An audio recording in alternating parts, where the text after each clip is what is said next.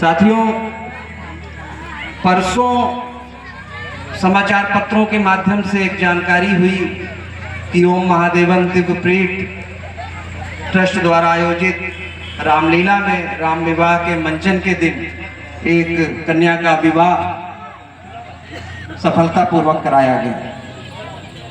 ये जो जानकारी मिली समाचार पत्रों के माध्यम से एक शहर भर में एक चर्चा का विषय रही और बेहद ही रोमांचित करने वाली खबर रही।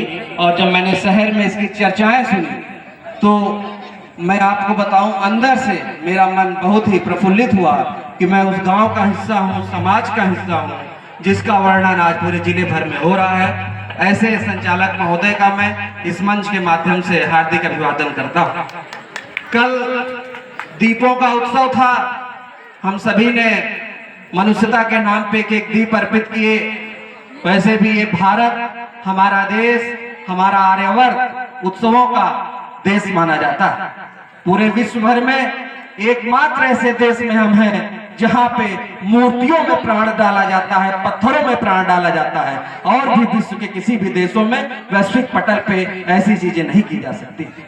और अगर बात हम राम की प्रासंगिकता पे करें तो राम का जो प्रसंग है, जो राम की प्रासंगिकता है, उसको अपने मुख वर्णन नहीं किया जा सकता, उसे सिर्फ आत्मसात किया जा सकता है। और उसे हम आत्मसात करने के लिए यहाँ पे इस धर्म के पांडाल में एकत्रित हुए। साथियों, प्रभु श्री राम जिनके कथा से सबसे पहले सोशलिज्म निकला, जिन्होंने सबसे पहले समाजवाद किया है, इसका वर्णन अगर आपको कहीं को देखने को मिलेगा तो भगवान श्री राम के कथा के माध्यम से, श्री रामचरितमानस के माध्यम से देखने को मिलेगा।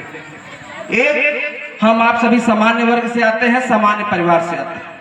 आप सोचिए कि चक्रवर्ती सम्राट राजा दशरथ, जिनके पुत्र राजकुमार राम थे।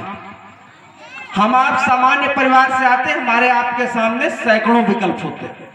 अगर हम राजनीति कर रहे हैं तो राजनीति में हमेशा एक विकल्प होता है कि जब चाहेंगे संगठन बदल देंगे। हम व्यवसाय करते हैं, हमारे पास व्यवसाय में अनगिनत विकल्प होते हैं कि अगर किसी व्यवसाय में हम फ्लॉप हो रहे हैं तो जब चाहेंगे तो नया व्यवसाय शुरू कर देंगे।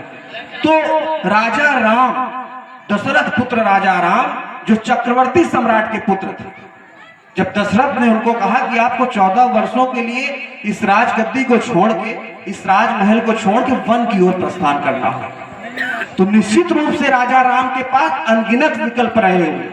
वो चाहते तो एक नए भारत का निर्माण कर देते, नए राज्य का निर्माण कर देते और वहां की राजगद्दी पे बैठते। लेकिन उन्होंने अपने पिता की उस प्रण और उस आदेश का पालन करते हुए वन की ओर प्रस्थान किया। और उसी वन में उन्होंने सबरी से भेंट की। एक क्षत्रिय सम्राट जब एक दलित महिला से मिलता है और उसके विमर्श पे बात होती है, तब वहां से पहला समाजवाद आता है कि हम भारत के लोग भारत को संपूर्ण प्रभुत्व संपन्न बनाने के, ये हमारे भारत और संविधान की प्रस्तावना सबसे पहले रामचरितमानस से निकल के आती है।